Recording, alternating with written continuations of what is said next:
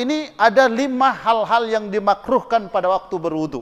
Usahakan orang tidak lakukan ini. Usahakan kita tinggalkan. Yang pertama, at-tawaddu'u fil makanin najis. Berwudu di tempat yang bernajis.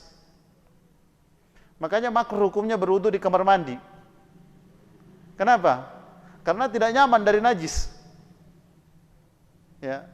Makanya kasihan itu ibu-ibu. Ibu-ibu bilang, Ustaz, mau berwudu di luar, nanti terang aurat terlihat. Mau berwudu di dalam kamar mandi, makruh. Apa yang harus kita lakukan? Nah, antara makruh dan haram, ya kita ambil yang makruh. Jangan berwudu di luar, karena nanti terlihat aurat kita di kamar mandi saja. Ya, makanya bagus kalau ada tempat wudu perempuan sendiri yang dia aman untuk buka hijabnya di situ. Bagus ada tempat wudu laki-laki. Tapi kalaupun tidak, nah perempuan wudunya di kamar mandi. Ini yang sudah saya sebutkan kemarin. Makanya kalau antum buat rumah, jangan rumahnya besar, mewah, tapi tidak ada tempat wudu. Ini selalu wudunya di kamar mandi. Ya, padahal wudu di kamar mandi ini hukumnya makruh. Ya, makruh. Dapat menghilangkan pahala-pahala yang telah dijanjikan tentang pahala wudu itu, karena kita melakukan hal yang makruh. Nah, disebutkan para ulama, kalaupun terpaksa kita berwudu di kamar mandi, sebelum kita berwudu, ambil air di bak mandi, siram-siramkan dindingnya. Jangan sampai ada najis melengket di situ, pas waktu kita berwudu terpancar di baju kita atau di badan kita. Maka siram-siram dulu, ya, bagi yang berwudu di kamar mandi ini. Ini yang pertama, ya, berwudu di tempat yang bernajis. Ya, makruh hukumnya. Yang kedua, az-ziyadatu ala salas. Berwudu melebihi basuhan 3 kali. Kan mencuci tangan 3 kali, ya. Kalau antum sobeknya 4 kali, makruh. Ya, kumur-kumur 3 kali. Ah, Ustaz, subuh-subuh masih tidak enak, ya. Jadi dia bagi 5 kali kumur-kumurnya, makruh. Ya.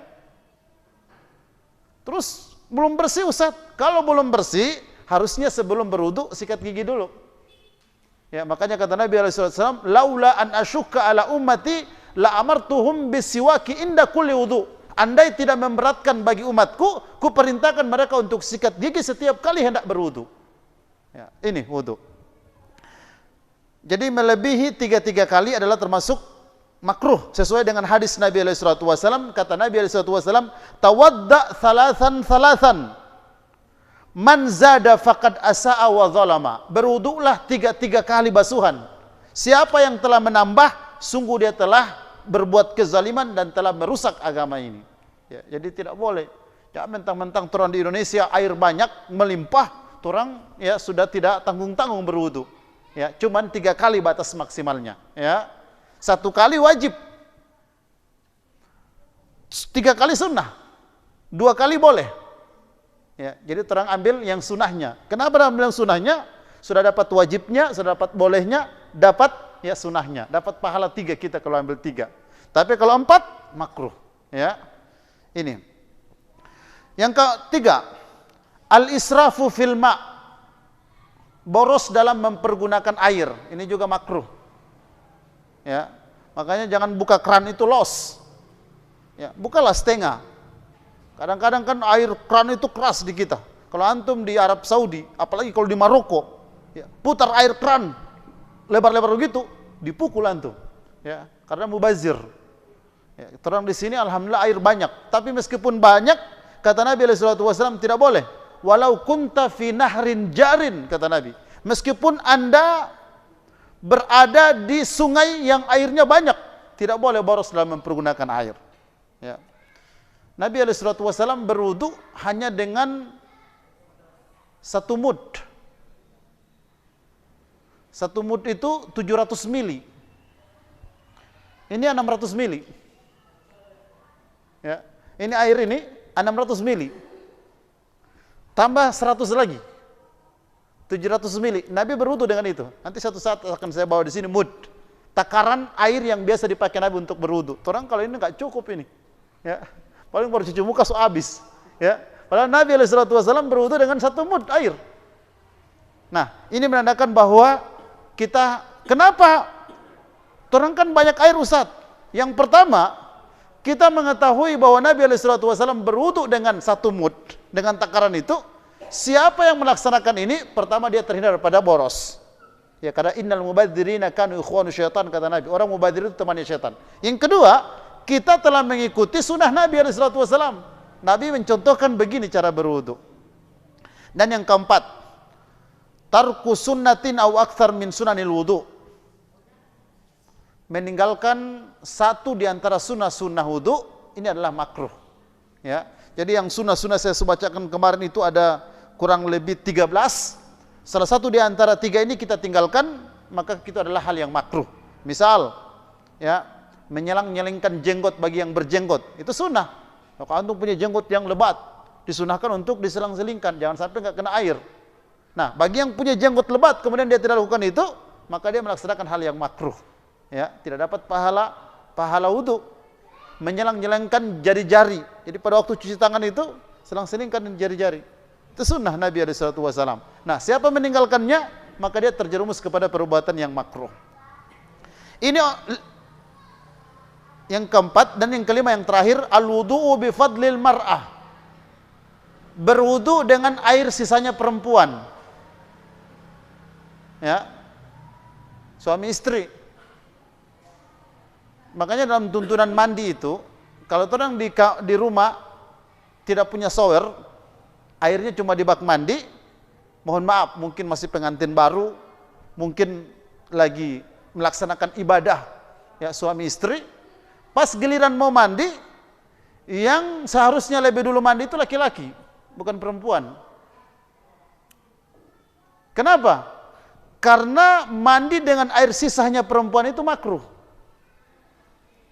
Sebaliknya tidak. Istri mandi dengan air sisanya suami tidak apa-apa. Tapi suami mandi dengan air sisanya istri, itu makruh. Begitu juga wudu. Istri berwudu dengan air sisanya suami tidak apa-apa. Tapi suami berwudu dengan air sisanya perempuan, istri, itu makruh. Kenapa begitu, Ustaz? Begitu kata Nabi SAW. Naha Rasulullah SAW an fadli tuhuril mar'ah. Nabi SAW melarang laki-laki berwudu dengan air sisanya perempuan. Itu hadisnya. Ya. Jadi apa hikmahnya? Wallahu a'lam. Belum disebut oleh para ulama hikmahnya. Cuma Nabi melarang laki-laki berwudu dengan air sisa perempuan. Gitu. Ya. Kecuali kalau di rumah kita pakai shower, silakan, mau laki-laki lebih dulu, mau perempuan lebih dulu, enggak apa-apa. Tapi kalau kita orang pakai bak, kalau istri semua mandi lebih dulu, kan ada air sisa di bak. Nah, mungkin dia mau habis semua air di bak itu, ya. Nah, DP sisa itu mau buang dulu. Baru terang ambil air. Boleh, hukumnya boleh. Cuman antum tidak dapat pahala. Pahala mandi wajib pahala mandi wajib tidak kita dapat pahalanya. Tapi kalau terang buang dulu itu air, kalau terang mandi, Masya Allah dapat pahala besar kita tentang mandi wajib. Ya, karena wajib dalam Islam itu dikerjakan dapat pahala, ditinggalkan berdosa. Nah, mandi dalam keadaan junub hukumnya wajib. Mandi dengan air sisanya perempuan atau istri adalah makruh. Gitu ya. Nah, untuk menghindari ini, ya, bapak sajalah yang lebih dulu mandi. Jadi kalau ibu bilang, "Pak, mandi aja dulu. Kita masih dingin, kan aja lebih dulu." Nah, kalau istri lebih dulu mandi, kecuali kalau di rumah punya 2 kamar mandi. Ya, udah anak mandi aja di situ, kita mandi di tempat yang lain. Ya, gitu. Boleh juga mandi bersama. Kalau Nabi SAW mandinya sama-sama. Ya, disebutkan beberapa hadis. Ya. Nanti akan kita ceritakan mungkin di pembahasan yang lain. Ini 5 poin tentang hal-hal yang dimakruhkan dalam berwudu. Insya Allah jangan kita lakukan ini. Ya, sekali lagi saya ulangi, berwudu di tempat yang bernajis. Ini makruh. Yang kedua, berwudu melebihi 3 kali basuhan. Ya, karena diperintahkan cuma 3 kali. Jangan antum bikin 4 atau 5. Ustaz, anak masih ragu-ragu. Ya, 2 atau 3 ini, 2 atau 3. Kalau ragu-ragu, ambil saja 2. Ya, jangan 3, jangan sampai semua 4 nanti, ya, gitu.